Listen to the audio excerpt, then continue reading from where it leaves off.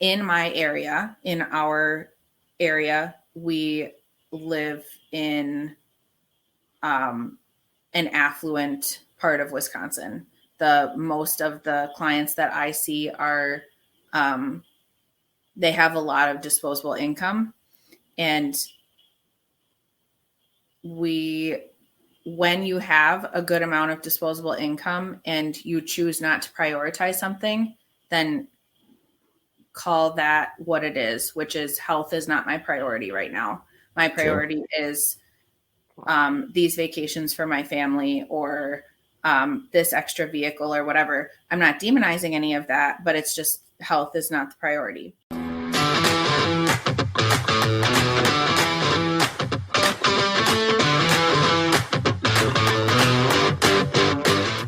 This is the Farm Hop Life Podcast. I'm Matt DeRozier. Today we're talking with Dylan and Ashley Schnese of Steady Presence in Black Creek, Wisconsin. Ashley is a birth doula and a registered holistic dietitian. And Dylan is just some grunt work cheesehead she's married to. How's it going, guys? Great. Thanks for having us. Yes. Yep. It's good to finally connect. Yes. I'm happy that you guys are here. Dylan, I'm just giving you a little bit of crap. I was born in Wisconsin, so. Oh, really? Oh, yeah. Okay. That's awesome. Yeah. Lacrosse. Okay. So very cool. Yeah. I looked up, I was like, oh, Black Creek. I wonder where that's at. And like all the little cities around you guys are just like made up words. I swear, like those little towns, like no one could ever say like that speaks English. Could say any of those little town names. I'm like, that's made up. That doesn't make any sense. And then you go like a little bit further out, like, oh, Appleton, that makes sense. Like, yeah. So many consonants. Yeah, that is true. Towns around us. Yeah. Who needs vowels? Whatever. So you guys moved into a new house. When did you make that move, and why did you make that move? Yeah. So, during 2020,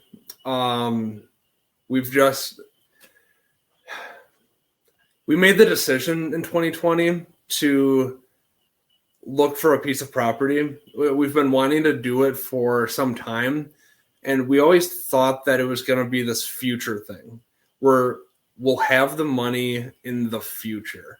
We'll be ready for this in the future. Like way down the road. Like 40s, in our 40s, that's when all of our ducks will be in a row, and that's when we'll be ready to do it. Yep.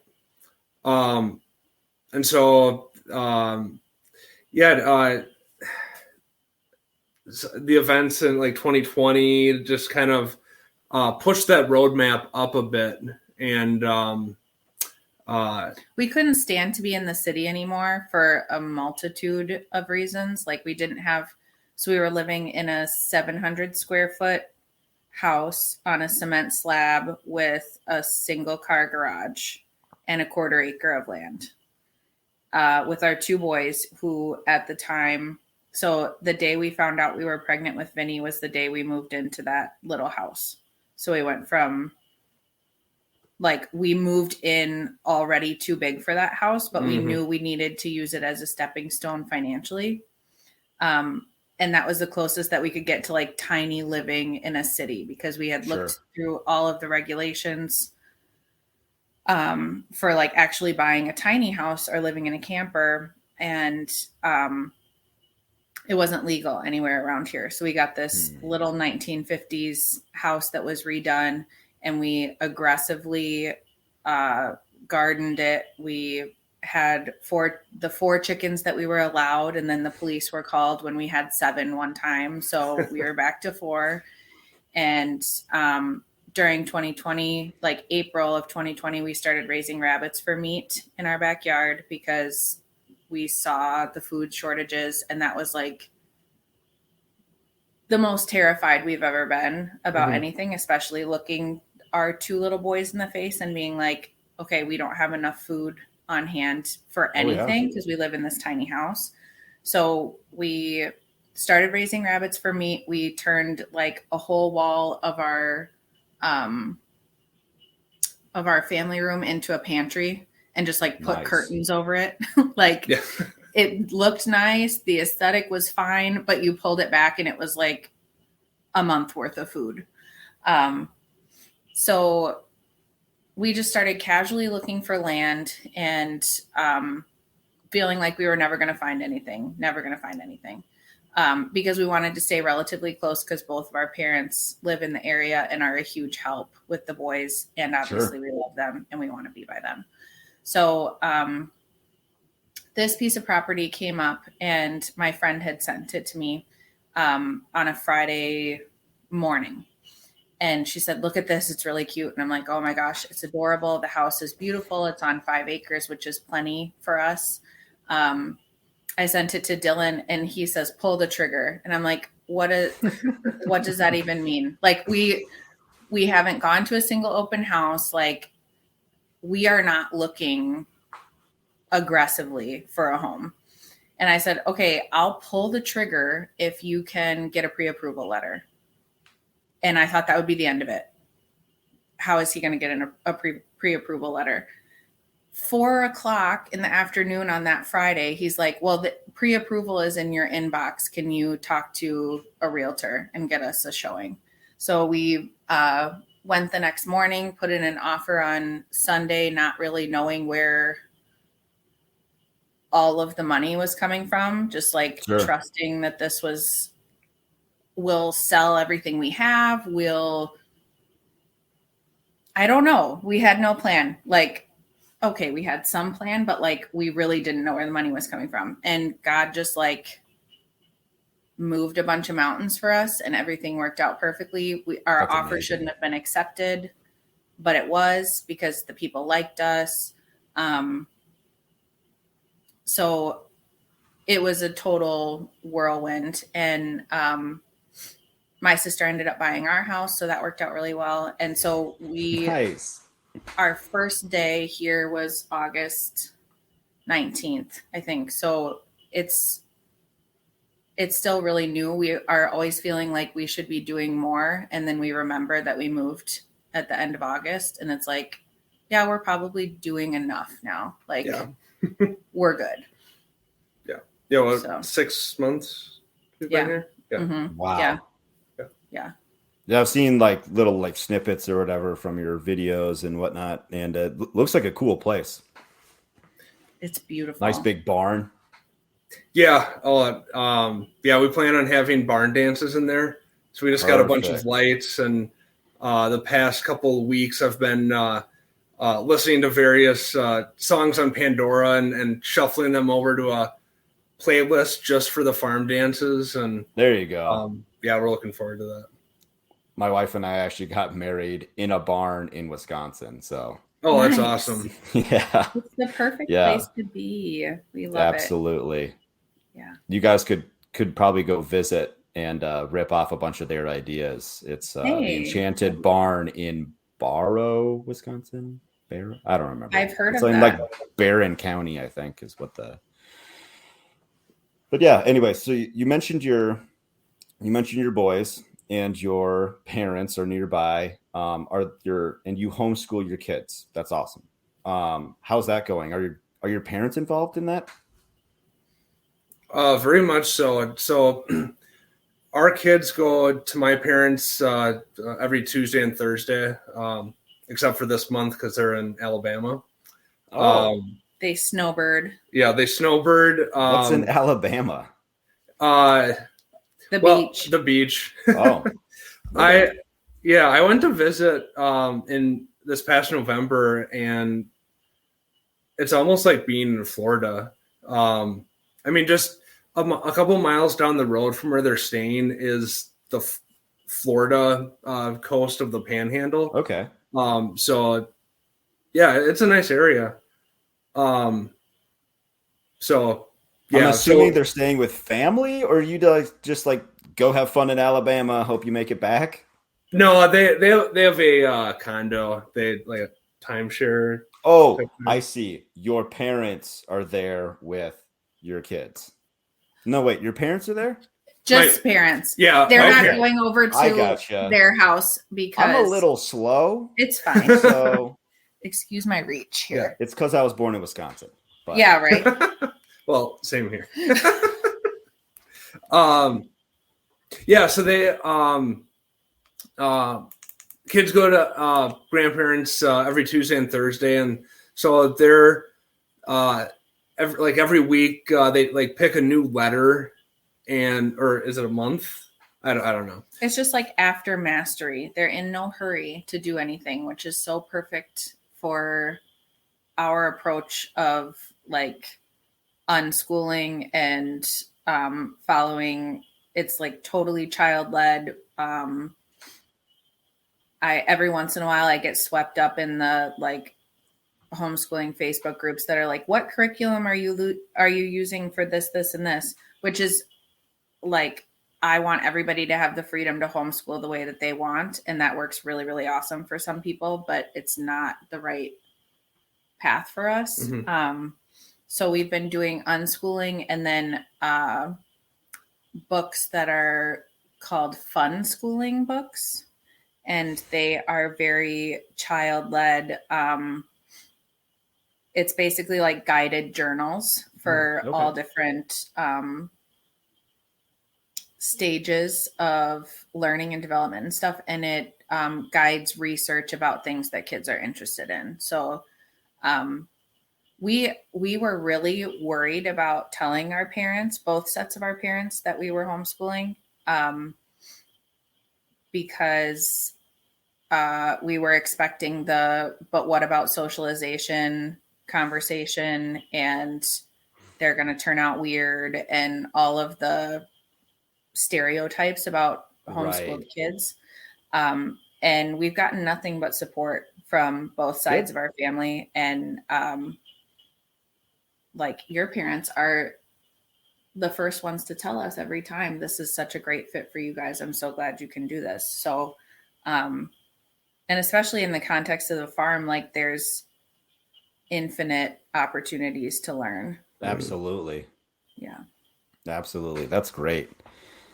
The socialization thing, like that must have been like a marketing thing put on like by like public schools or whatever. Cause like, I don't know, like I thought about it the other day, like how did that even get started? Like the socialization. And I saw somebody's response like, well, I'm not raising socialists, so I don't really care. Yeah. I was always told in public school that I was not there to socialize and that I was there to be quiet, you get in trouble, and do my work. So like in those exact words, you're not here to socialize. Please turn around. You're not supposed to be talking right now. You get 20 minutes for recess or whatever, where you can be with your friends. So I think we're doing just fine. That is a great point. That's a great point. So speaking about like learning on the farm, what are you guys growing this year? Are you starting anything new? So this past year we got more laying chickens, and we already had the rabbits. Okay. The new thing that we had. Oh yeah, sorry. Yeah, the new thing that we had last year were ducks, and they weren't hard to integrate into our life. They basically take care of themselves, and you just go out and fill a pond every day and flip it over at night, and you're good. Nice. And they bring so much personality. Yeah. That's my favorite part of the whole farm. Like, even if they do produce stuff for us, but even if they didn't, I would just want to have them, because to go outside and hear and you see them all coming for you with their little weird waddle. It's so fun. So fun. Ted can put them away and get them out in the morning by himself. And that's like his fun thing. When Dylan had to take a couple business trips in the fall, and he's like, Mom, no, you don't have to come out here right now. I'll let the ducks out myself. And I just watch his little body walk out there in no hurry. He'd get like distracted by a puddle, and then he'd go 15, 20 more feet, and then he'd pick up his shovel and drag that around with him. And then he'd come around the corner. I can't see him as he's going the whole way. He'd come back around the corner, and I'll be like, did you do it? He's like, yeah, I took care of everything. It's fine. So the ducks are super fun. Sorry, I didn't mean to interrupt you. No. Okay, just a little side note. Yeah. About a month ago, I did an interview with Toolman Tim, I listened to And that. it was a great interview. I enjoyed it, but like halfway during the interview, I would like kind of turn my head and Ash would be interjecting, and I'm like, okay, in future interviews, we just got to do this together because we kind of fill each other's awkward pauses.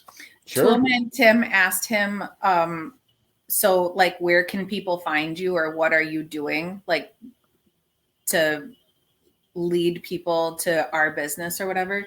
And I don't remember what you said, but I was like, I held up a card that was like, what about doula? What about nutrition? What about farm? I don't remember what you went with, but like, I did an interview with Jack and I felt the same way, where like, if I had somebody else if I had you to fill in the gaps, that it would have worked out better. Yeah.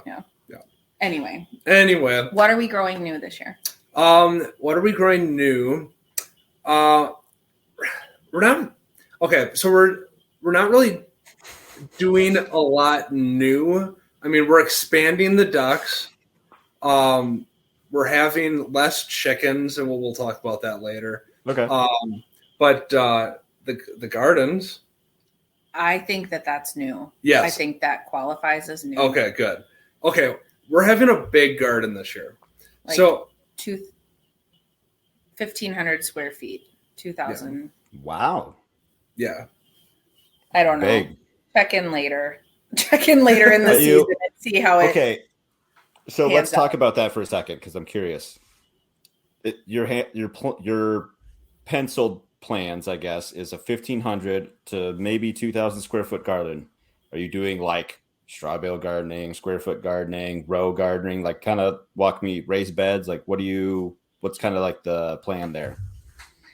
It'll be mostly rows, and we're gonna do sheet mulching, lasagna gardens, so we're not tilling anything. We tilled for garlic in the fall because we didn't have enough time to even put anything down or do anything. We're like, we need garlic for the upcoming season. We have a friend who raises goats that uses, I think, a clove per goat per day. She was like, if you can grow any of that, I'll buy it from you. Okay. As a preventative and like dewormer. Okay. I think I've heard that before. That's cool.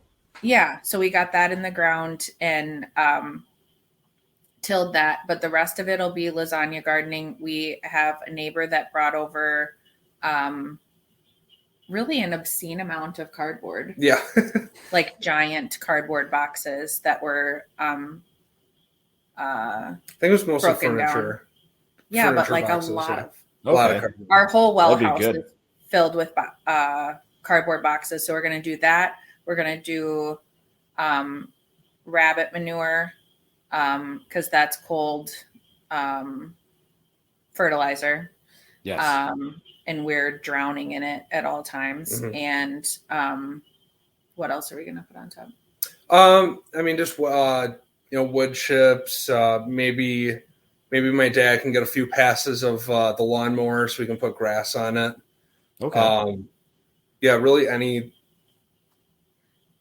green material that we can get our hands on. So then it'll be row gardens of we're starting tomatoes and peppers indoors from seed here shortly if we can get the basement cleaned up, which is, I'll do anything in this house except for this basement. I can't stand it.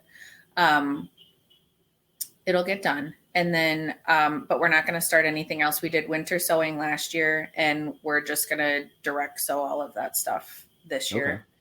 And we have stock tank gardens that the boys manage for 4 foot by 2 foot stock tank gardens. And those were like so prolific last year. Is that like a raised bed style? Just in a stock tank? Yeah. Okay. I didn't know if it was like aquaculture type or just using a stock tank for a raised bed. Okay. Yeah.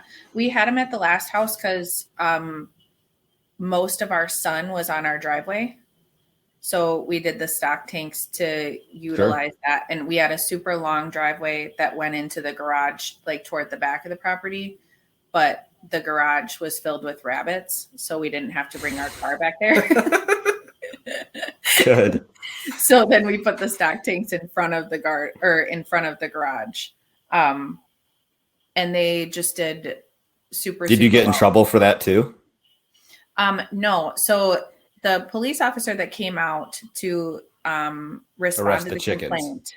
Arrest the chickens. Yeah. He said that was kind of like, it was all dramatic. We knew exactly which neighbor it was. He is super retired and has too much time on his hands, super grumpy, stands on his deck and just like you can hear him from his deck. And so my boys see a police officer come up. Dylan's all talk. He's like, oh, well, I don't care. Have him call the police. The police come and he turns white as a sheet and he's like, oh. I'm like, okay, you need to go. I'm going to go get the door and take care of this and it'll be fine. I'm like, hi, officer. Yeah, I understand. It was really a situation.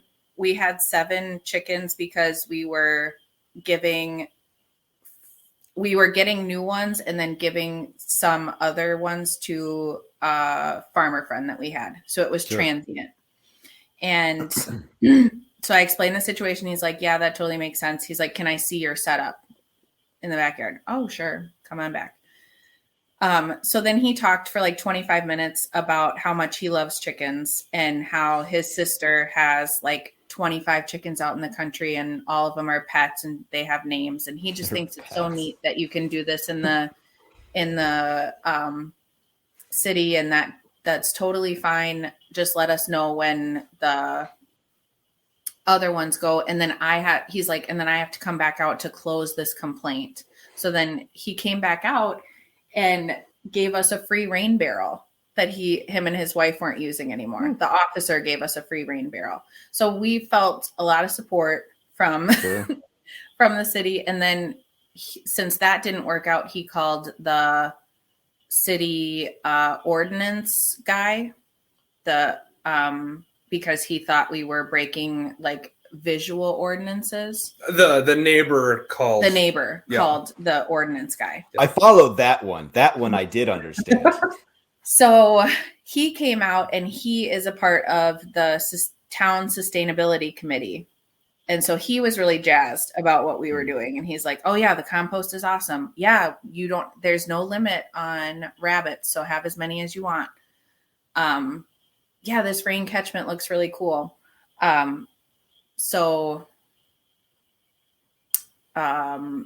Yeah, it was actually a really neat experience overall. We don't miss that neighbor or any of the neighbors. We had a lot of nice neighbors, but we were in such close quarters in the last house, and the breathing space out here is just... Oh yeah. Can't be beat. Can't be beat. Yeah. One bad neighbor can completely tear away like 10 good ones. Like it's crazy how like there's no balance in like so it sounds like you're doing like some lasagna gardening, and I'm curious about your setup with the ducks and the chickens and the rabbits. So you've got your rabbits over the chickens, which makes sense. They let the manure like drop through and the chickens peck it up. But like, so where do your ducks fit in with that picture? Yeah. So, so a little background, the rabbits and the chickens together. Like I didn't come up with that idea. That's from Joel Salatin, and he calls it a racking house. Oh, okay. So like when I saw this outbuilding, and it didn't really have a use, and okay, so you go to this outbuilding, the obvious use is to use it for animals, and it had a door where the chickens go out, and then to get into the outbuilding, Ash rigged up a old farm door that was in the barn, So it had working hinges on it. So she just tacked that up, and really cool outbuilding. So with the amount of waste that the chickens and the rabbits produce, you need a good amount of wood chips to offset all of that waste to be able or a bigger outbuilding. So that you have enough wood chips where every week or every 2 weeks you can go in there and completely cover it, make it smooth. True deep litter method. Yes, because what we did this winter didn't work because we didn't have enough wood chips. So all the poop just kept piling on top of each other. Which is fine in a Wisconsin winter because everything is frozen. So it's not like they're like getting all gross in waste. Yeah. So like, I don't want people to feel like we're totally mismanaging our animals. Yeah. But yeah, it didn't work out. Just from a functionality standpoint, I know that all this waste on top of each other, I'm like, okay, I'm not creating good compost here. That's what was bothering It's too much me. of one thing and not enough of another. That's right. Yeah. And then while I was out of town for work, Ash had to do the chores. And so all the stuff that I like put up with during chores, she has to deal with. Not today, Satan. No, thank you. I am very passionate about efficiency and not repeating steps, and the redundancy of chores when I had to take over was like, I wasn't furious with you. I was just furious with the situation. Like, I was stomping around in my bogs. Like, I cannot believe he goes all the way over here to the back of the property and then stomps himself all the way back with buckets of water. Can you believe then we go in the barn? Like, I was fuming just with the situation on day one. And then I get on Amazon and I'm like, okay, omelet door, because I don't want to have to go out and open the chickens up. Heated waters. Do you want to tell people what an omelet door is? I know because I've looked into it, but yeah. It is a door, a chicken door, motorized chicken door on a timer, or on a sunrise sunset light sensor. Because so our boys are almost 5 and almost 3, and doing chores with the boys with just one adult is not anybody's idea of a fun time. While he was gone, I put them in the double stroller and I rigged, I put I macrame. So I have cotton cord everywhere. I punched holes in the visors of the stroller, put these little cords that came down, tied my phone to the cords, and was like, do you want to watch Doc McStuffins while we do the chores? Let's go. And so you have to get really creative. We butchered chickens a month ago. So the boys were outside for 2 hours doing their very best playing. And that got us through prepping everything to butcher, getting the water up to boil or up to temp, doing all the preparation stuff, but we hadn't actually touched a chicken yet by the time the 2 hours had elapsed. And that was how much time we had with toddlers before things were melting down. So we did a fire. We got them marshmallows because that's the best thing in life. And then I brought train tracks out in the garage and my laptop and put on Puff and Rock and was like, there we go. And we got more time out of it. So I guess I'm advocating for calculated screen time if you're going to farm with toddlers. They get a ton of outside time. They do their best. And then you need Doc McStuffins. But chores were terribly inefficient. So I overhauled everything while Dylan was gone. And I so chicks had grown out of their brooder area. So I built a That chicken run, chicken enclosure in the barn, kind of like a stall system thing with just a bunch of fencing that we had laying around. And so then we had to split the chickens up because we bought ones that we didn't realize this, but they were very aggressively debeaked. So like over half of them, their beaks didn't meet in the front. They're like, where am I? They're like this, or they're crossed over one or the other.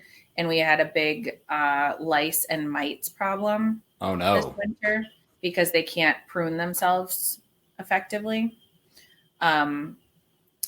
So we moved them. So right now, all of our chickens are in the barn that have functioning beaks. And then in the racking house, our chickens are without good beaks are in there. We wanted to isolate so that we didn't have to fight lice in the entire population.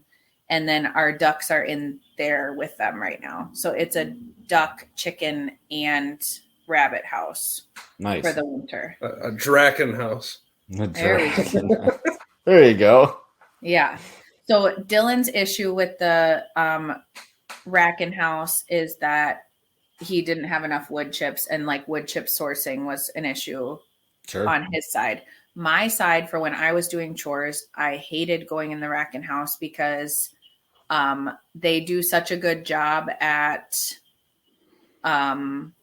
burying themselves places and going through everything that it's like climbing mountains. Like your foot gets stuck in a hole. I almost fell like a whole bunch of times. I'm a very clumsy person, so I didn't like to spend time in the racking house.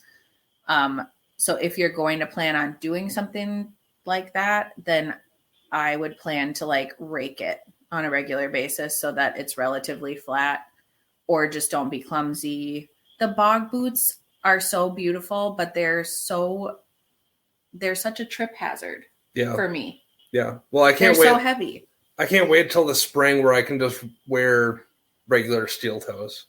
Sure. Because they're so clunky. They're nice for the snow, but they're clunky. Mm-hmm. But we did talk to we talked about the racking house prior to getting on here that raking it will be a big improvement. That was like also the other source of my cussing during chores. It was like these chickens. It was like a foot disparity from one pile That's to a the lot. next. And there is one light bulb in the racking house. Mm-hmm. And it gets dark here in the winter at 4:30. So you're always doing chores in total darkness, which was the other thing. I was like, how does he do this without a headlamp, without a flashlight? Like, so I went on and got that stuff too. I'm the purchasing manager, so he just didn't come to me because he doesn't like to buy new things. And I'm like, no, we're doing this, we're doing this, we're doing this. Yeah. So that was a roundabout answer to the racking house. Yes. That's okay. I liked it. Couple follow-up. Did you buy your omelet door directly from Omelet? Yes. Whatever. How much did it cost? Because Yes, I did. Okay. I saw a lot of like knockoffs on like Instagram ads or whatever, like $20. Yeah. No way. Yeah. $20 for a motorized thing when the original is like 150 or whatever it was. I don't remember. I think that we paid $160. Okay. Yes. Okay. And it was easy to install. I was happy with that. It would have been easier to install had you been able to cut whatever hole you wanted. Like we had an existing spot that we wanted to use it. So we had to I had to patch. The hole was too big. So I had to add wood around it. Okay. But yeah, overall, we've been really pleased. Okay. Cool.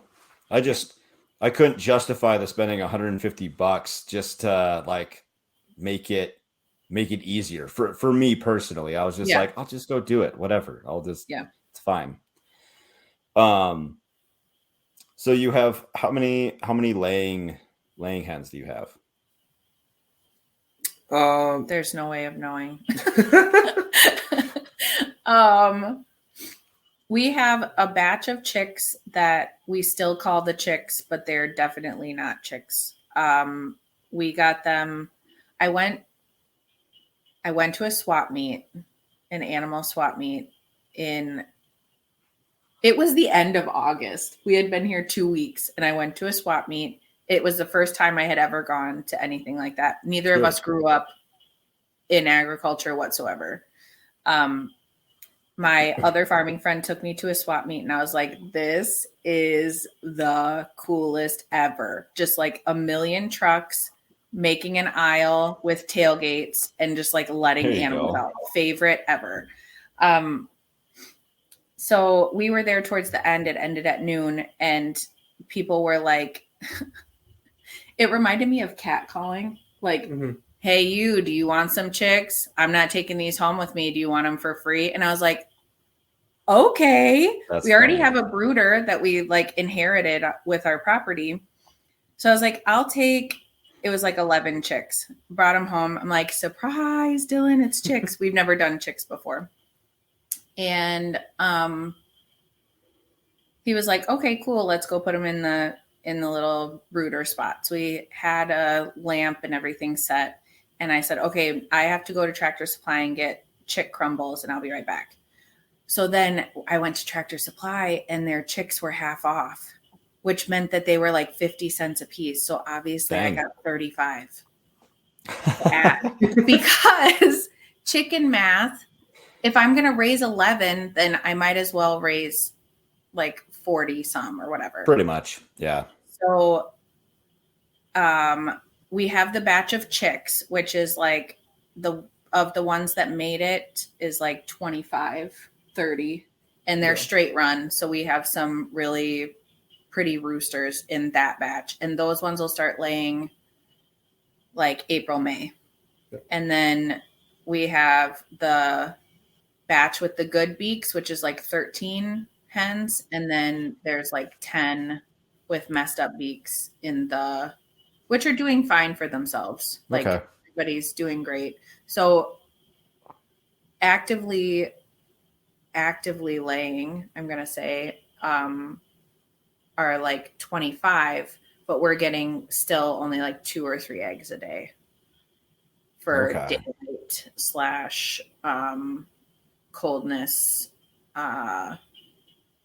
winter issues. So, and it's too much for us. We're going to focus more on ducks and minimize chickens because it's been really hard to feed them through the winter and not get anything.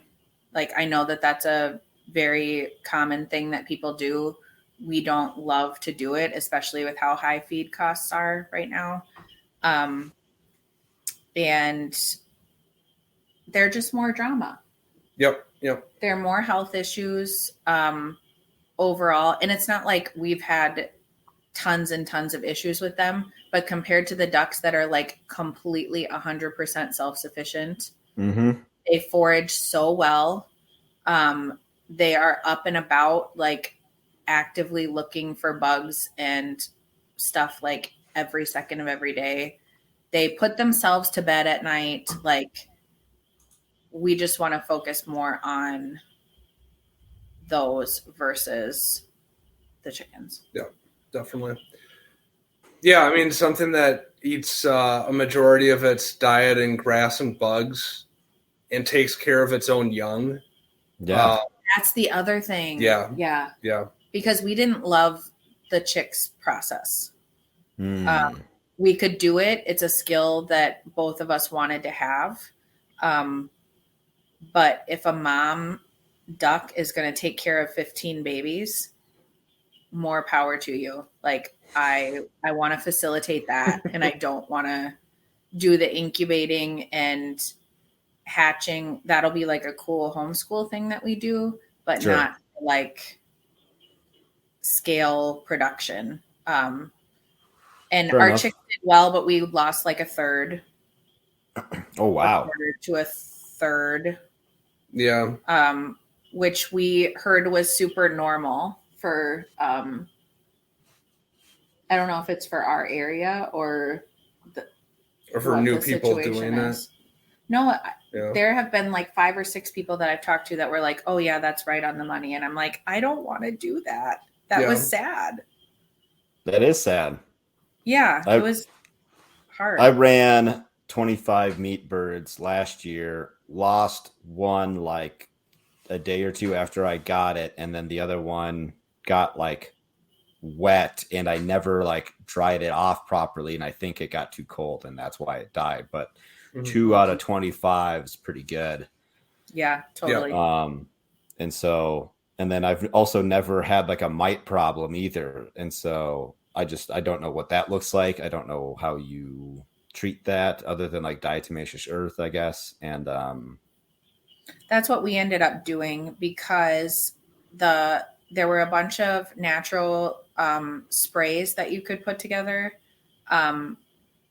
to take care of it, but we had our issue in the winter, and so we can't get them wet for freezing. So we did the DE and like just a really large, it's like a 6 foot in diameter kiddie pool dust bath that they have now. Yeah, sure. And that took care of things pretty well. But because also we had never had mites in our other flocks, we didn't know what it looked like. I don't get out in the winter to do chores as much. And obviously Dylan's out there every day, but he was like, everybody's molting. And he didn't realize that there was something else going on. So then when I went out, I picked him up and looked under their feathers, and there's all kinds of red, little tiny, really gross. Yeah. Like full, so you can see them with your eyes. So you can actually see like the little mites and the bugs and whatnot. Okay. I might have to look that up after. The nits, the groups of eggs at the end, like towards the base of the feather shaft. Oh, gross. And then they were so infested that you could see things running on them. Yuck. Yeah. And so it was molting season. Like, I don't blame you for anything. But I stood out and watched them for a while, and you could tell that they were uncomfortable, like itchy. And I was able to catch one of the worst looking ones and found the mites. So then, it was stressful to know what was wrong and then be like, well, what are we going to do about it in the winter? That was an unfortunate. Right. We didn't. Timing was bad. Yeah. Yeah. Timing was bad.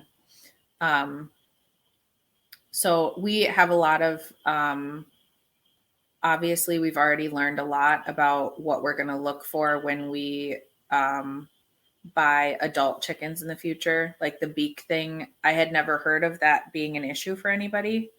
And then I looked it up and people have had problems.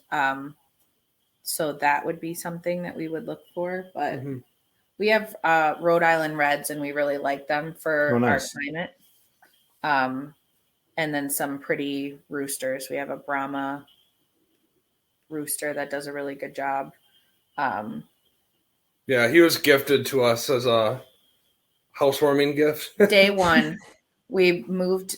We were in the process of moving our stuff, and she's now a neighbor that lives 2 streets over. She's like, "Here, have this rooster," and she just like brought it out of her sedan and like put it.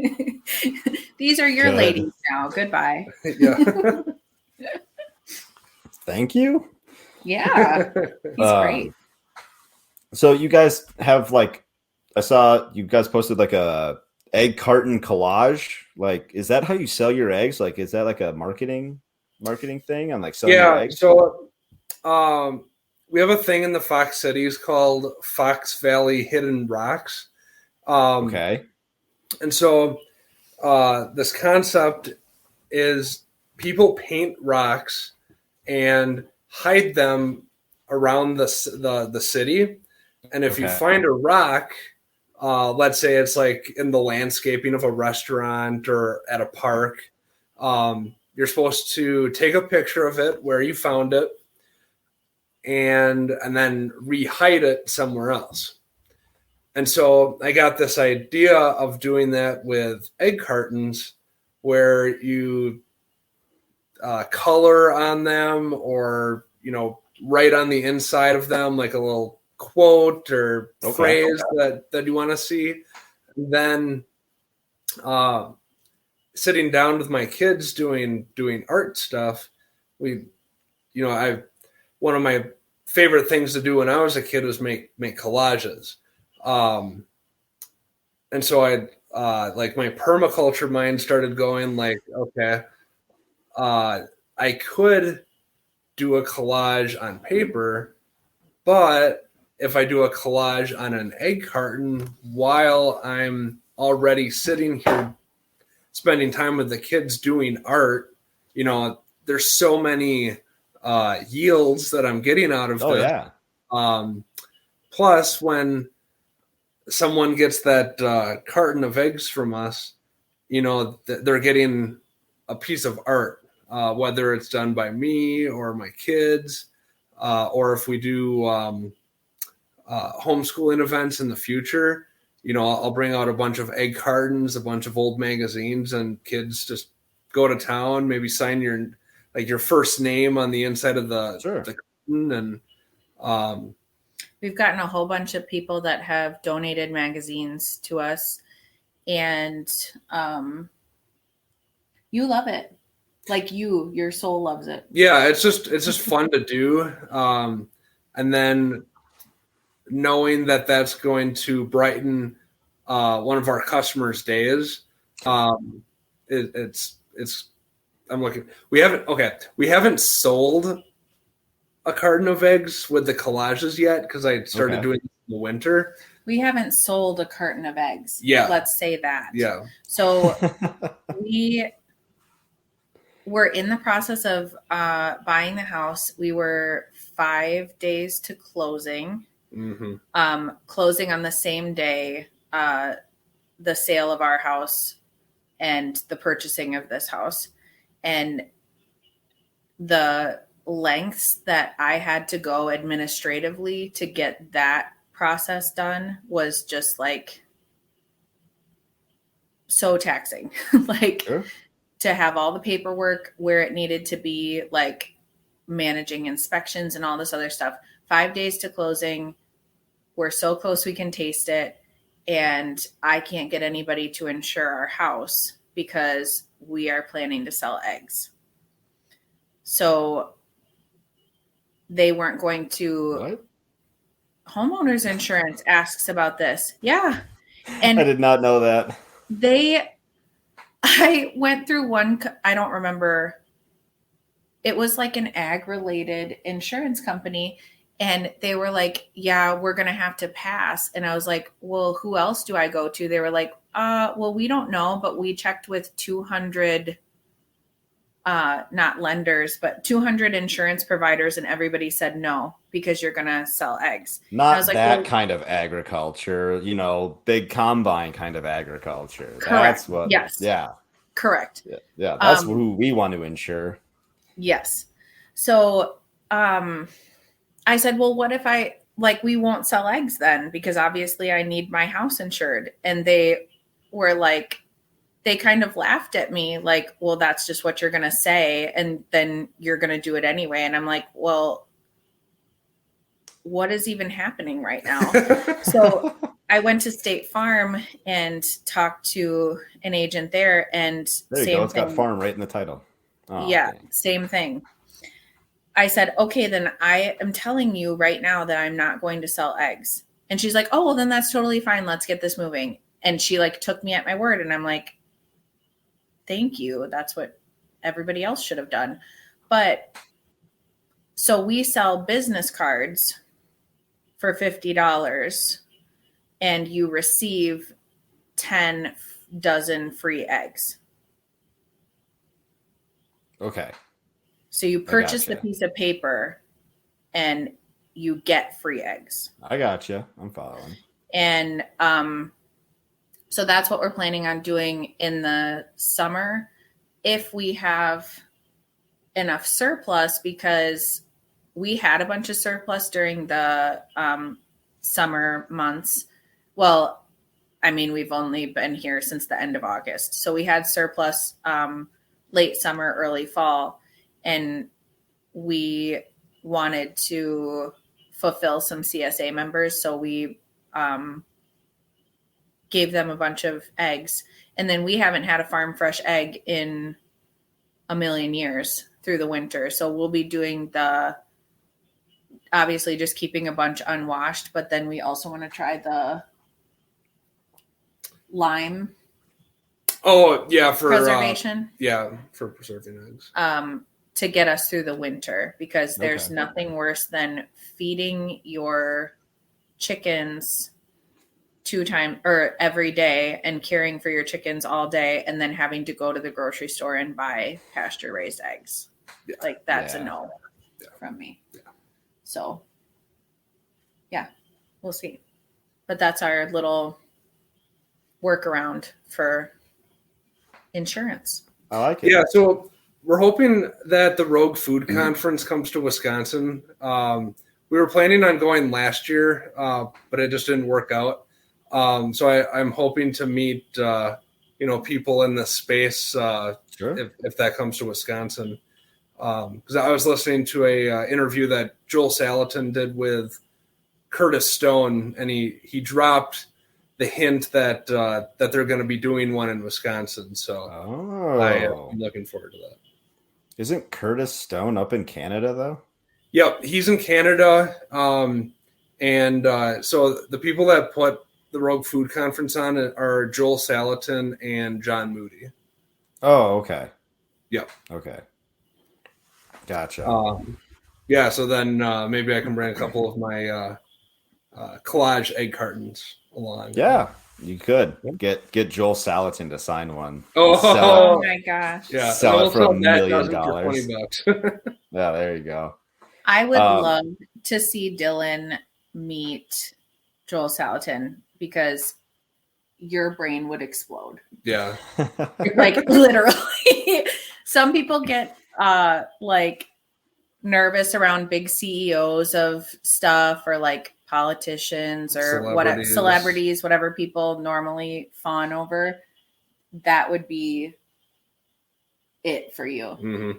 He wouldn't even be able to.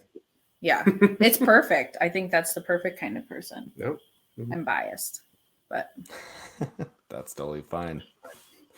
Are you guys selling rabbit manure? Did I see that? Yes. Or was it just the one sale, or are you continuously selling it? Yeah. So, we have plenty of rabbit manure. So, Rose Gardener's best friend or Rose Gardener's dream, whatever they call it. Yeah. Yeah. So, listening to Jack Spirko's podcast, selling, just go out there and see what sells. Sure. So I post rabbit manure on Facebook Market. I don't get a lot of hits. What? What do you mean? Surprising. Yeah. So I get call them Cocoa Puffs. Yeah, Cocoa Puffs. Yeah. They're probably healthier, huh? You know how people do those jokes on Facebook Market where they're like, brand new pencil eraser, $30, and people are like, haha, I'll take it. Or like when the lumber prices were through the roof, people would be like, one new piece of lumber, and they would be like selling a pencil, and it would be like $200.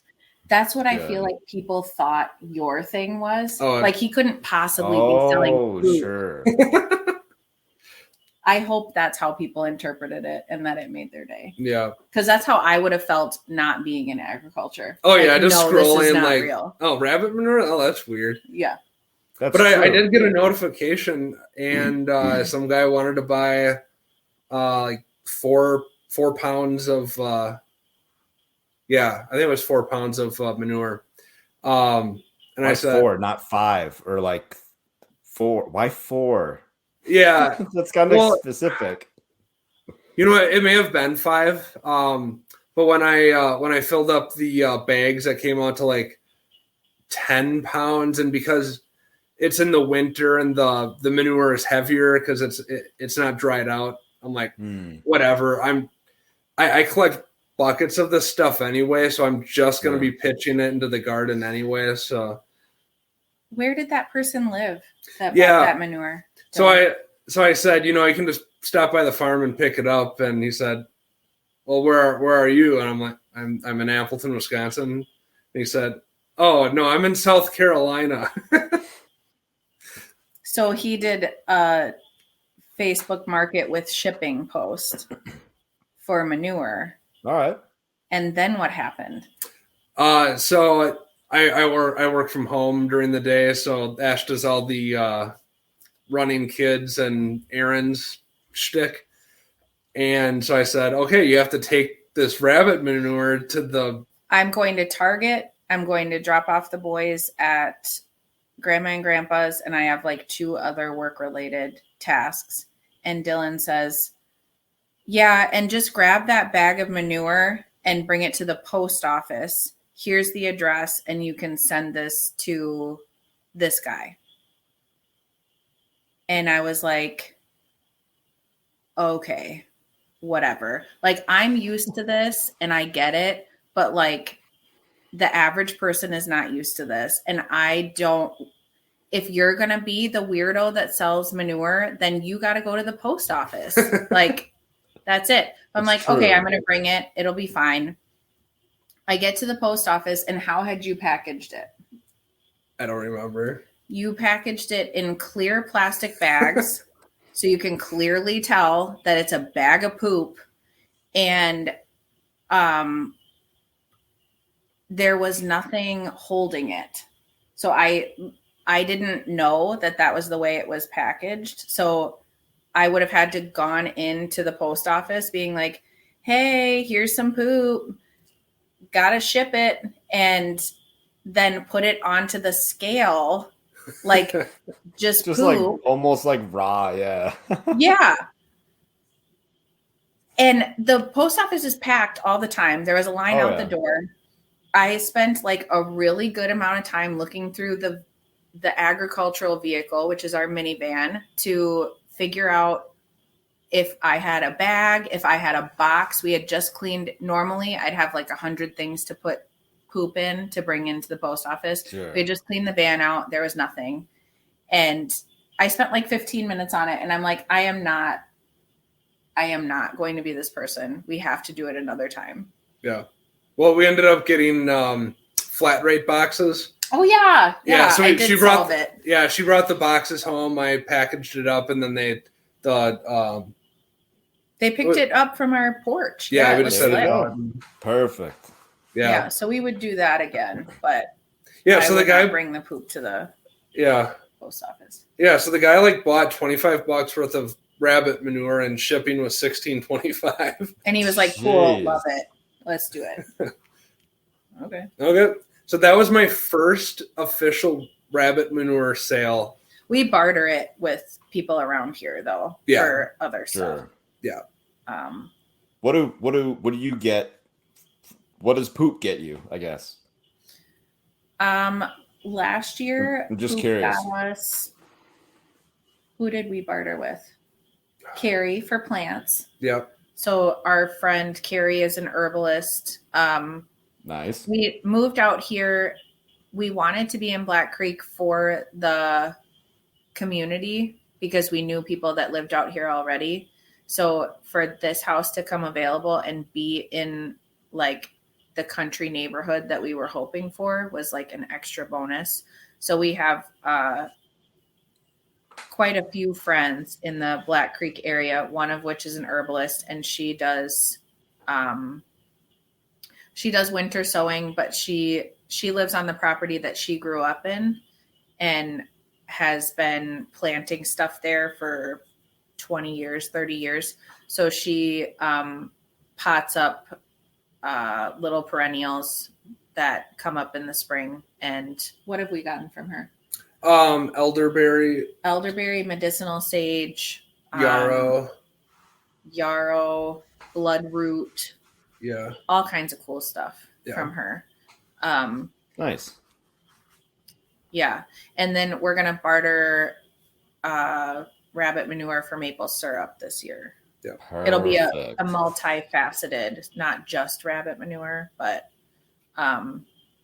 and then people want to barter plant starts, which is cool, like our plant starts for other things. We're getting shelving from another farmer to put our grow lights on and start our plants on in exchange for growing all of her starts for her, because she's 7 months pregnant with her third baby. She's like, I'm not starting plants from seed this year. So you can have as many shelves from our barn as you want if you can start our tomatoes and our peppers. So bartering has been really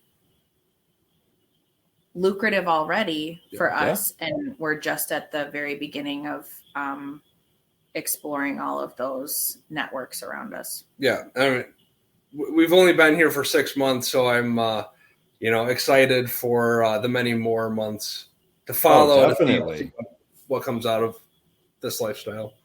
You guys talk a lot about community and networking. Tell me about these food networks that you're trying to establish. Yeah. So last year or the year before, I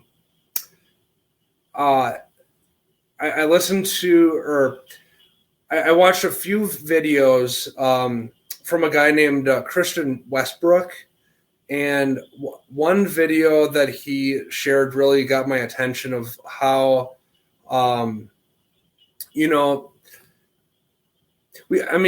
Wisconsin, we haven't really seen this, but food shortages, not from an actual lack of food, but from a kink in the processing of that food. That's an important thing that people need to know. That it's a kink in the processing of food that is causing the food shortages. But he was talking about how in the wake of these food shortages, this grassroots food system it's just going to emerge as people have surpluses from their gardens, as the homesteading trend that was set off in 2020, as that continues to mature over the next 10 years, that this grassroots food system is just going to grow into its own. Mm-hmm. So what I envision is, so when you grow your own food, you're responsible for starting the plants. You're responsible for putting them in the ground, caring for them through their life cycle. And then the end of summer hits, you're wiped out from gardening, but now you're expected to preserve all of it. You have to wear all the hats. You have to wear all the hats. And what I imagine is, let's say, in this food system that I envision, let's say someone isn't going to be out there weeding, watering, putting stuff in the garden, weighing fresh compost, all the heavy lifting and the physically taxing stuff. But someone can raise their hand and say, hey, I will start all the plants that these households need. Because that's a strength of mine and I can do that. Yeah, or they have the efficiencies where, that's their strong suit. Okay. So that person starting out, they're going to feed the chain. They supply all the seedlings to, let's say, the producers, and they're the ones growing the bulk of the food. But like I just said, where's the bottleneck? It's in processing, preservation. So for every one producer of, let's say, tomatoes, you're going to have 3 or 4 households that will take the product, preserve it, and then redistribute that to everyone else up the food chain that helped make that product.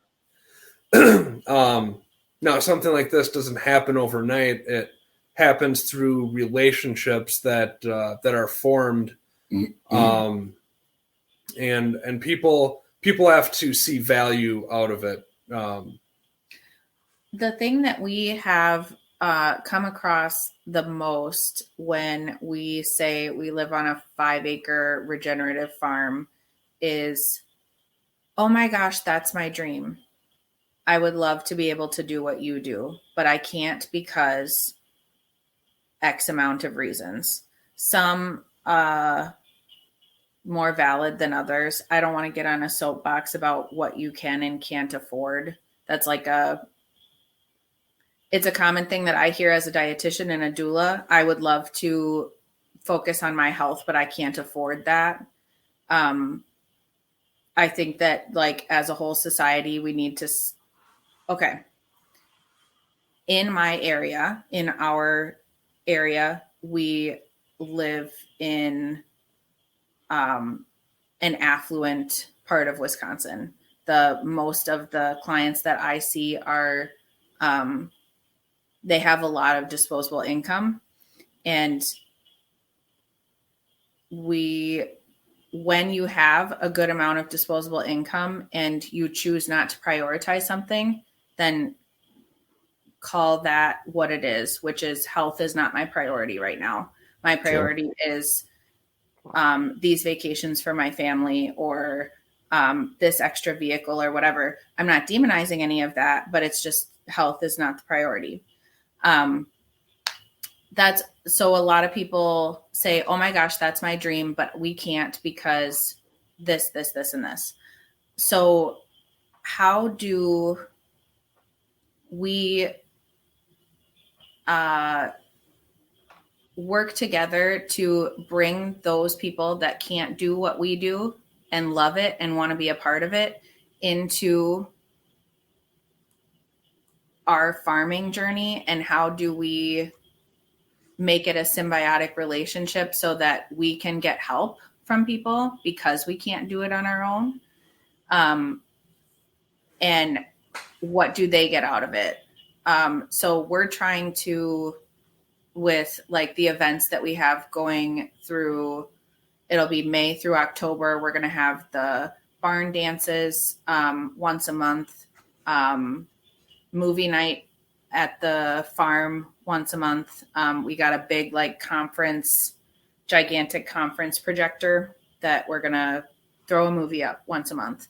We're going to have an overnight camp out where we teach outdoor cooking on the rocket stove, some like basic preparedness, survivalism, outdoor stuff.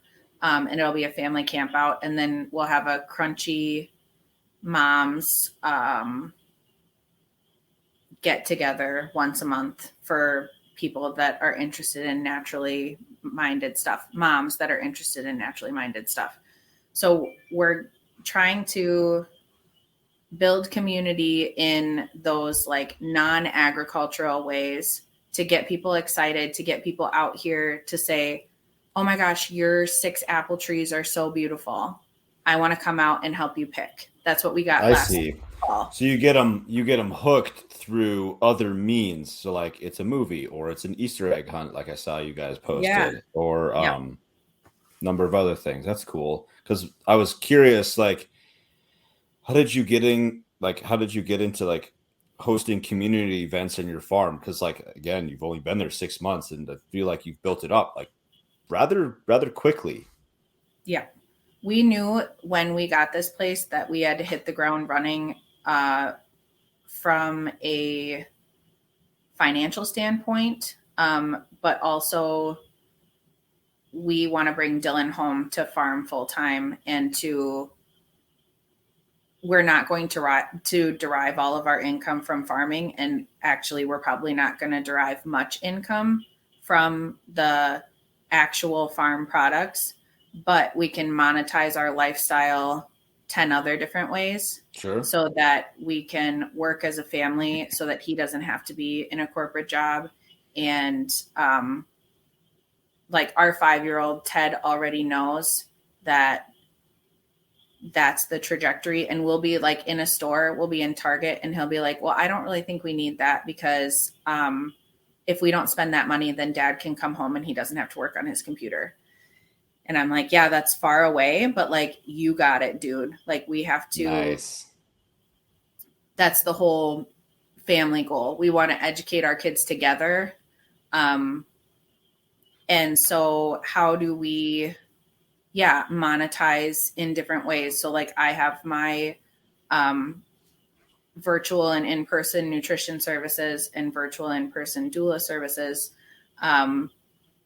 And then we have the farm community events, which we're offering a farm membership that we're rolling out in the next few weeks here. That'll be like a yearly membership fee that would include all the events for the entire year. Plus we have a like indoor outdoor classroom in our barn that's going to have a library in it, and all kinds of like sensory bin activities and laminated scavenger hunts for every season, and just all kinds of nature-based resources for homeschooling, because homeschooling has just exploded over the last 2 years. Oh, yeah. We have a huge community of homeschoolers in our area, and people are just chomping at the bit to learn in a farm setting. We do in-home childcare over the summer for kids that need care that are normally in school. Okay. That's another income generation for us. I posted on Facebook in a Crunchy Moms group about if anybody would like to send what is that? What is Crunchy Moms? Okay. That's So you said that twice now. I'm like, I don't know. It is so crunchy is a synonym for, well, it used to be for like hippie kind of stuff, like, oh, you're a crunchy person, you're a hippie. Oh, like granola, sure. Okay. Yeah. So I posted in a Crunchy Moms group, so I'm a doula and a dietitian. We farm in Black Creek. We try to responsive parent. We're homeschooling our kids. Would anybody like part-time childcare? And as far as engagement goes and like likes and comments, it's like when me and Dylan got engaged is like up here. When we got married is like up here. And then this post is like right here. Like it was 100 and some comments from our own local community, and Nice. A bunch of moms that were like, yeah, I don't have any kids that need care, but can I come over and you just like babysit me and I'll just frolic around your farm all day? And I'm like, well, yeah. So that's where the Crunchy Moms monthly get together came from, was all these moms wanted to just come and be. So like for a Crunchy Moms event, and I'm going to plan it this way, we'll like harvest all summer. So like they'll come over from 6 to 8. We'll have like hummus and kombucha and all kinds of yummy stuff. Everybody brings something, and then we'll harvest, and I'll teach you how to grow peas, like where they grow best and how I started them or how I sowed them and all of this stuff, because That's awesome. people want to learn skills, and we have the ability to do that. So it's going to be less of for monetization for us, it's going to be less of selling our food and more of just us being able to produce our own food. And our monetization is building community and teaching skills. Yeah, that's very cool. Yeah, it'll be really awesome. Yeah, and you brought up a good point about kind of expanding on the value for value. I don't want to say the word transaction, Exchange. But exchange. I used to work at a garden locally. It was when I first started getting into organic gardening and understanding that lifestyle, and like, okay, I need to get my hands on this and experience it. So I started volunteering at this garden. But what I noticed is I'm putting in it was 4 hours on a Saturday during the summer, and I would lead various groups to do tasks on the farm. And what I'm noticing is that I think you're supposed to feel that you need something from that experience, and if you try to explain that to someone for being it was a not-for-profit. It was a not-for-profit. It was volunteering. But if you told someone that said, I kind of wanted to like leave there with like a couple peppers and a bag of carrots, that's selfish. That's selfish. That's greedy. Why would you expect that from a nonprofit? And I'm like, well, I stopped doing it. I stopped volunteering. Like, life happened. If there would have been value for value exchange, maybe I prioritize that and make it a part of my life. We want to build sustainability, and we want sustainability so that we're not like asking for free labor from people. Exactly. Without anything in return, and so that they feel motivated that they would like to come back. Right. Exactly. Yeah. Not saying that volunteering is like... It's great. It's great. It's not... Okay, so I worked for a not-for-profit for forever, and for like since I was 14 till I was 25.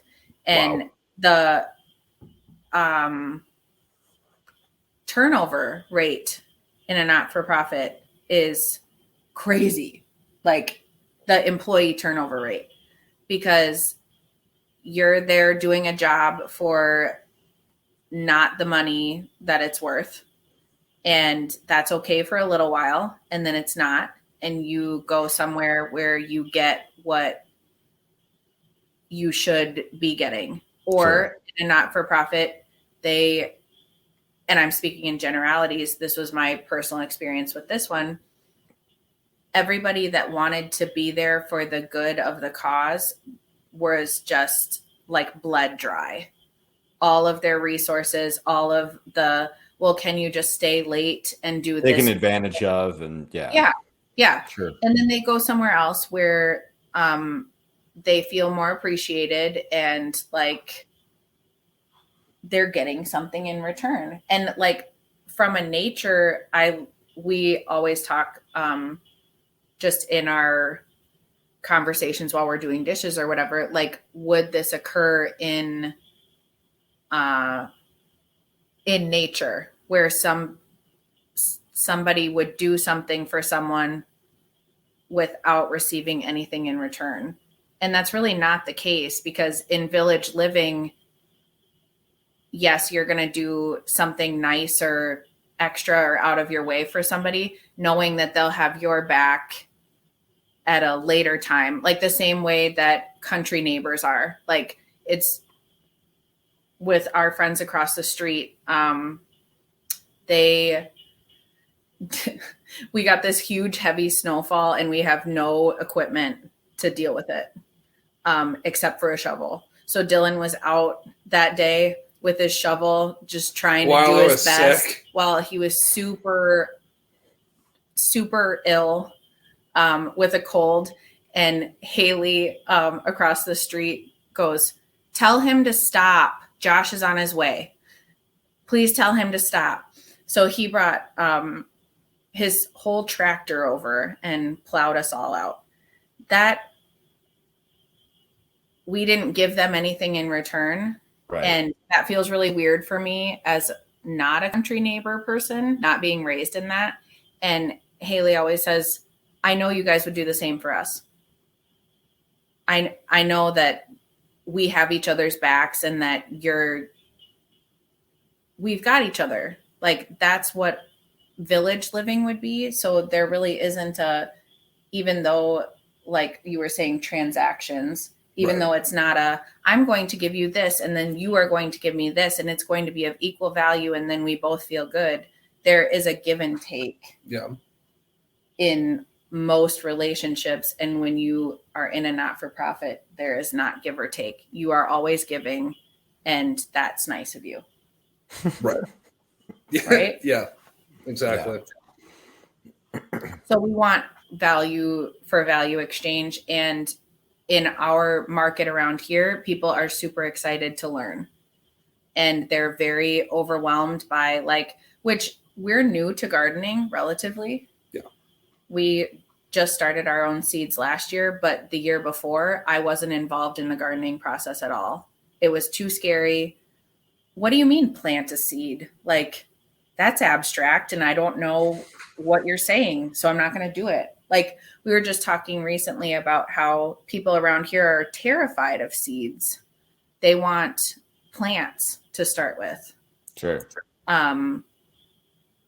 And Maggie said one time, one of our friends was like, "That's the most backwards thing ever because you pay $3 or $4 for the tomato plant and you paid like 5 cents for the seed. Like, what are you going to lose if you just plant the seed and see what happens, or do your best research and then pray over it and that's it?" But people want to learn. Adults want to learn, their kids want to learn, and people are really passionate and excited about the farm setting as the facilitator for that. Yeah. Very cool. Are you guys in a CSA, or did you start a CSA or something like that? We started a CSA to get our farm off the ground. So we used the CSA money for purchasing the farm and then beginning infrastructure, fencing and stuff. So we have 5 CSA members right now, and that's the most that we're going to take probably for this year. People were really generous. We were like, "We don't have anything to give you right now, but if you contribute to us, if you feel passionate about what we're doing now, we will provide you with food as soon as we are able to." And people were like, "Yes, let's do that." So we are still providing our 5 CSA members. It was a CSA card, so you got to choose the value, and then you would get 10% more than what you paid in actual food. Yeah. So it was really good for the purpose that it provided. For, yeah. It's really hard for cash flow purposes because by definition you get the money up front and then you, for however long you need to produce after that. So we're hoping for a farm stand. We have a well house that would turn into a farm stand really nicely. And Ted, our oldest, his goal is to be a grocery store.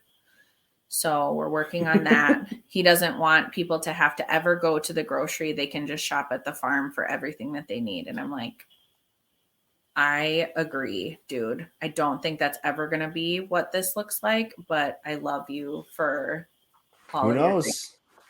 Yeah. And if, I mean, like, he could, I don't know, outsource a couple things to like nearby farms or whatever. Yeah. You know, that's part of like your community thing. You could learn about that. That'd be cool. Mm-hmm. Yeah. Yeah. So he wants to do a farm stand trailer this year, and he stayed up one night like in November and was like chatty, wanted to talk about everything as we were laying in bed. And I was like, buddy, you really need to go to bed. And he's like, I know, but what about gardening? And I was like, okay, what about gardening? And he was like, what kind of seeds are we planting this year? And I said, we're probably going to do the same. He loves to grow kale in his stock tank gardens, and radishes are his two favorites. That is so weird for a 5-year-old. Yeah, I know. I'm just going to say that. That's so weird. I know. He's like, well, I want to grow corn this year. I'm like, okay, do you want to grow sweet corn or popcorn? Both. Okay, sounds great. Mom, do you think that they have black popcorn? I don't know. Let's find out. So in his stocking, he got black popcorn seeds. That's and cool. Sweet corn and all of this other stuff. So it's been really rewarding because even though, so like all of us adults that didn't grow up in this are like, what do you mean a seed? But Ted will be 5 in April and he knows exactly what to do. Vinny, who is almost 3, last year he was planting squash seeds, and Dylan just keeps every squash seed ever and then like has big bags of squash seeds that he gives out to kids when they come by and teaches them how to plant. And so Vinny, what did he do? Okay, so to plant the squash seed, we dug the hole. I gave him the squash seed. He threw it in the hole, and then I covered it up, and then I told him to pat the dirt. So he goes, pat, pat, pat, and then give it a kiss, and then he gets really sarcastically close to the ground, and he goes, ma. Ma. But he still does that with everything. Like we're baking, we're baking keto desserts, and we put the flour in, and then his hand immediately goes into the bowl and starts patting. Pat, pat, pat, pat, pat. The what's essentially like is like batter or whatever. What's wet? I'm assuming. Oh, anything. That's fun. Yeah. Yeah. All parts. It's not for the faint of heart as a person who likes type A control over situations. Dylan is the baker with the kids. I can do a lot of other things, but that is not that is not my area. But yeah, so he was like 2 last year and he was planting all of his seeds, and those little baby hands with the seeds, and he'd have them in his pockets and just like pull them out every once in a while. And but we're already making a difference, and we're seeing it because our kids know how to plant seeds. And they know what grows in season. Like literally, I did not know that until 4 years ago. Yeah. Sure. Like I grew up in a household of strawberries in January and not even really knowing what something should taste like because I only ever experienced it from the grocery store. My beautiful mother is like, we grew strawberries at our last house, and she was like, I don't know about like, I just don't like the taste of these. I prefer the grocery store when they have some white on them. And I was like, gross. Yuck. What? Who That's are disgusting. You? So we didn't know where things came from. I didn't know where things came from at all. I didn't understand seasonality, and Ted knows all kinds of stuff. He's so incredible. And we're doing it. Yeah. Oh, so another quick story about like kids like following the things that you do. Yeah.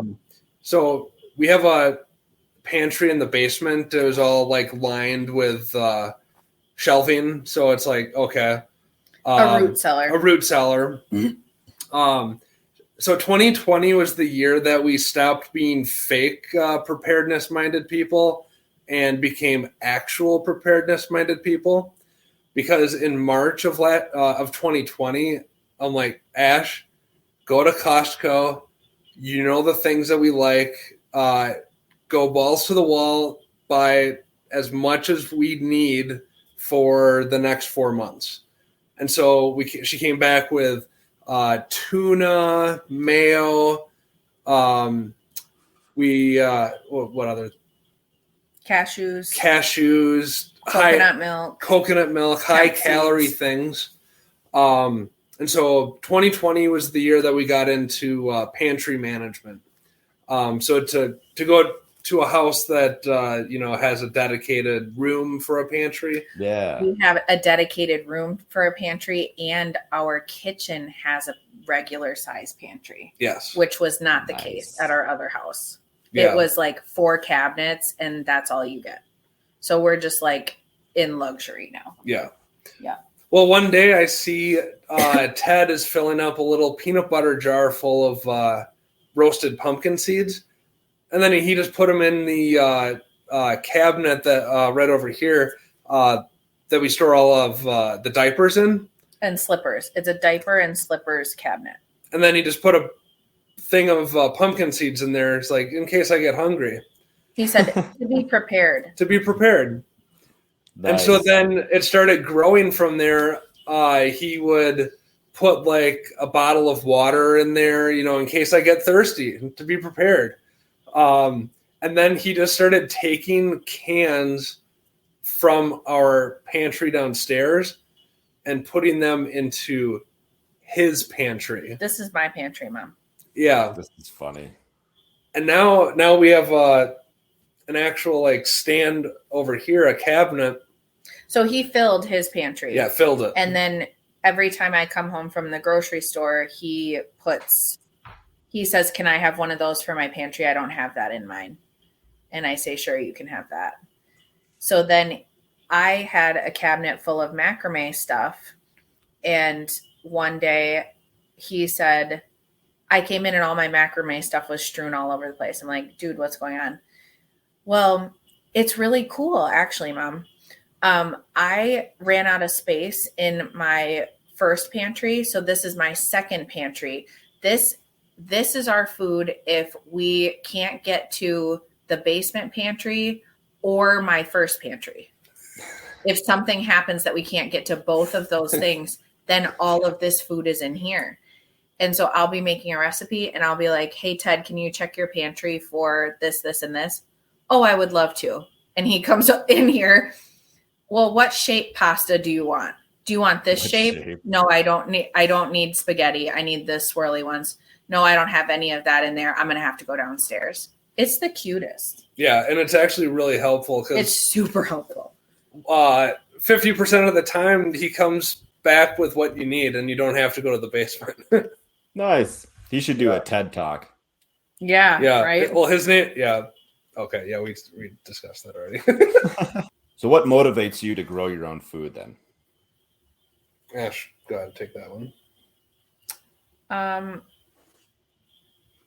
Honestly, at the beginning, it was like overwhelming anxiety about not being able to feed our family. Like it always seemed like optional up until 2020. Like, oh, it would be really nice to grow this or that or provide this for ourselves, but we can't do that. We live in a neighborhood. We can't do that because the list of things of like not taking that plunge into like truly trying to be self-sufficient or like community sufficient. And then 2020 came and it was like paralyzing fear that we were not going to be able to, should something happen, because I didn't think something could happen up until 2020. Should something happen, we need to be prepared. That's it. So that's where it started. And then you can't live in fear because it'll kill you. And that's like another theme of 2020 for us, was like it started in fear, and then you get more and more information. You get more and more information, and then you whittle that down to what you can actually apply to your life, and then kind of tune everything else out. Yeah. And that has been a long journey. A lot of what happened in 2020, like I internalized and like followed it. I followed all the news stories. Yeah, no problem.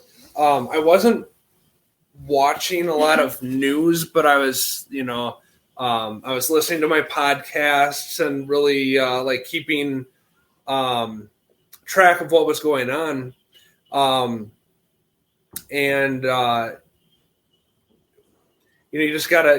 You have to relinquish that fear. And so really just recently I've broken that cycle of even caring what the news has to say. So like this whole Ukraine thing, I don't even follow it. Like I can't do anything about it. It's not that I don't care. It's just I cannot change that course. So like why even put any energy into it? But going back to growing our own food, like we were on like standard American diet up until like 2014. I mean, with her being a dietitian, and then me, I started eating healthier in high school because I was a power lifter, and I knew that if I was eating better, I would get better results in the gym. Get them gains. Yeah. Yes, and I did. But the quality of our food, that didn't happen until like 2016, and then it really ramped up in I would say 2019 is when we switched to grass-fed meat. That's what pushed us over the edge, and then how can we grow our own grass-fed meat, which right now is just rabbits, but it's a start. Sure. So then what would you say the biggest challenge in homesteading is that you've faced? Yeah, right now the biggest challenge is homesteading with kids. Now if your goal is production, then homesteading and kids don't mix. But if your goal is to learn how to grow food as a family and get what you can off the land, then you're golden. Sure.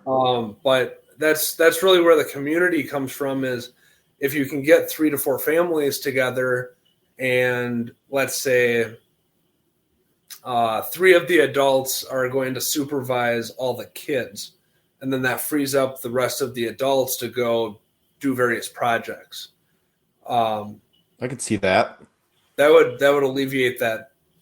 It's not a problem. It's just what is it? The kids are an underutilized resource. Sure. That's how you got to look at it. There you go. Yeah, it's just something that you need to take into consideration. That's right. So, yeah. Within the design of your life. Absolutely. Yeah, and then I would say the second thing is communication.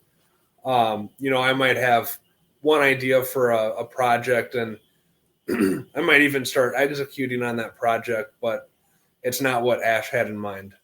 So really communicating what the goals of the project are before we start them is the key to making everyone happy. Sure. Yeah, I absolutely agree. Like, hey, this is kind of what I was thinking about. Like, what were you thinking? Like, oh, I was thinking we put that over here, or I thought it would look more like this or whatever. And like, oh, that is a good idea. And like, well, or we can't do it that way because what about this? Like, oh, I didn't think about that. And so like you get that little bit of back and forth, have more of a conversation instead of like just you yourself just going through it in your own head, and then there's a lot that you don't consider. So right. And if you storm ahead with an idea that you have and you complete it but you didn't get the input of the other person, it's just not going to be a sustainable way to go forward with your homestead. Right. Because they're not providing their input, and you're just stepping on toes. You need that input. It makes everyone feel like they're heard on the farm. Yeah, and they need to feel like they're a part of it too. Like this is where they live. Also, it's not just like, oh, that's Dylan's garden or that's Matt's garden. Like, no, this is our thing that we do That's together. right. Yeah. Yep. No, absolutely. Yeah. And we've definitely made improvements in the 6 months that we've been here in communication. Yeah. Yeah, I bet. I mean, that's a big move because you're saying like all the projects that you want to take on absolutely need communication. That's a new one. I haven't heard that one before, and I like it. That's good. Yeah, I mean, it's one thing to grow the plants and grow the animals, but it's managing how the people work together. That then everything else happens. Without us, none of that other stuff happens. Right.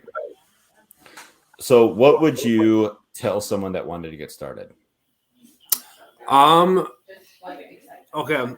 I would say start small. Master one skill at a time. And if moving on to a homestead was your goal, visit some local homesteads, local farms, get your hands dirty.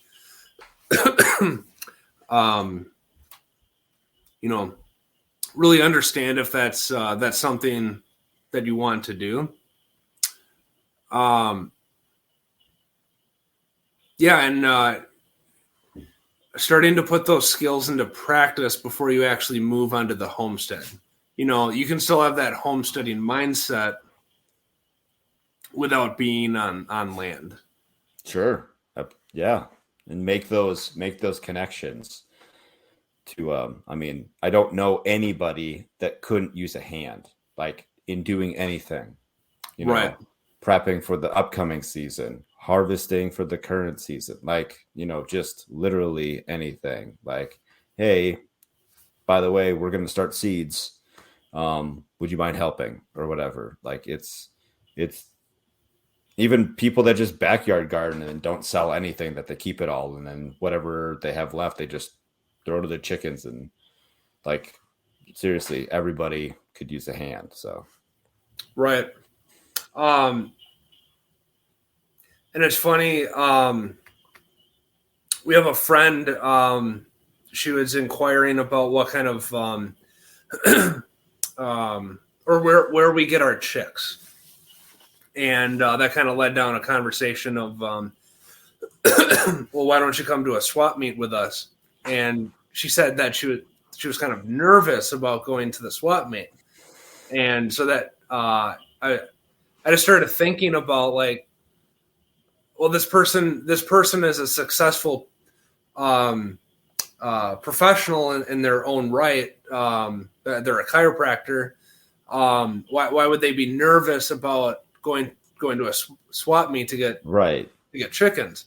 And I have to remember where I was, like in 2016, I was intimidated about getting 4 chickens to have in the backyard. Oh yeah. So understanding where people are in their journey and trying to help them along. Yeah, it's kind of neat to be, that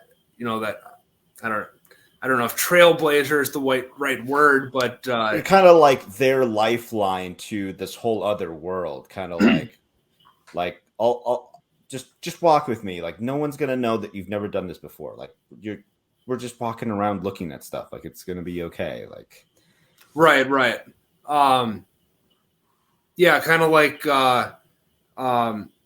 in 2015, 2017-ish, I started following, I'd say the 2 people that had the most impact on what I'm doing right now is Jack Spirko and Justin Rhodes. sure. Yeah. So, they are those guys earlier in their life. They found the path that was right for them. Mm-hmm. They got situated in their lifestyles, and then they started bringing people over to their lifestyle by showing that people what they do. So now I'm influenced by them, and I get situated in my area and show people what I'm doing, with the videos that I'm creating. Yeah. And now it's kind of cool to be like, I'm that next stepping stone for other people. Yeah, for somebody else. Yeah. Yeah, that's pretty cool.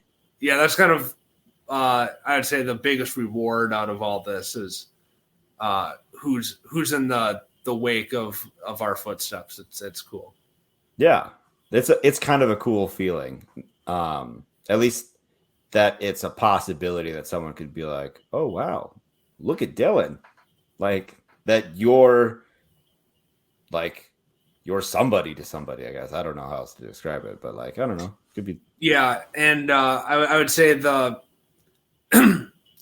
once kids and children start saying, "Hey, I learned these things from the Schnese family." Oh yes. That's going to be cool. Like all the kids that are like 7 or 8 right now, and then they come and do homeschooling stuff with us. In just 10 years, those kids are going to be adults. And to say that that our journey was a part of their journey is absolutely that's really cool. Like my very first interview I did, he's from the West Coast, and he remembers, like he's like in his mid 50s now, and he still remembers going over to his friend's house in Oregon, and his family did like gardening and like had a few chickens and hunting and fishing. And so like that was like a huge impact on his life. Now he went on to have like a more like corporate job, and then came back and is now like a full-time farmer. But that was something that he always carried with him for the next 40, 50 years. So Right. Yeah. So you just never know what the impact you're gonna have. Yeah. And just like Ash was saying, you just have to plant the seed, whether it be a tomato seed or the seed of a relationship tended to, or a jar of soup given to a neighbor, what that could turn into. It, just I'm looking forward to all those opportunities that open up. Absolutely. Well, hey, as we wrap up here, is there anything that you wanted to touch on that we didn't cover already? No, I think we did pretty good. Maybe in a year from now, we could give like a little update on where we are at now, or we could even talk more about her doula work, and like our thoughts on birth freedom and supporting women through birth. So we could do an interview on that as well. Yeah, if she comes back in or whatever, I'd like to talk a little bit about that in the post show. Okay, very good. So, and it can be a separate thing too, because my wife couldn't make it tonight, and she's like, "I listened to her podcast, and it's so awesome." Oh yeah. That's awesome. Yeah, that's good. Yeah. So hey, what would you like to plug at the end here? Yeah. So again, our business is Steady Presence, and just to explain what Steady Presence means, it's we want to be the village for young families just getting into parenthood, so someone to lean on. So that's kind of where the name Steady Presence comes from. Okay. So you can find us on Facebook, Instagram. We're also on Float. That's the censor-free version of something like Facebook for people that don't know. And then I also do farm updates on YouTube.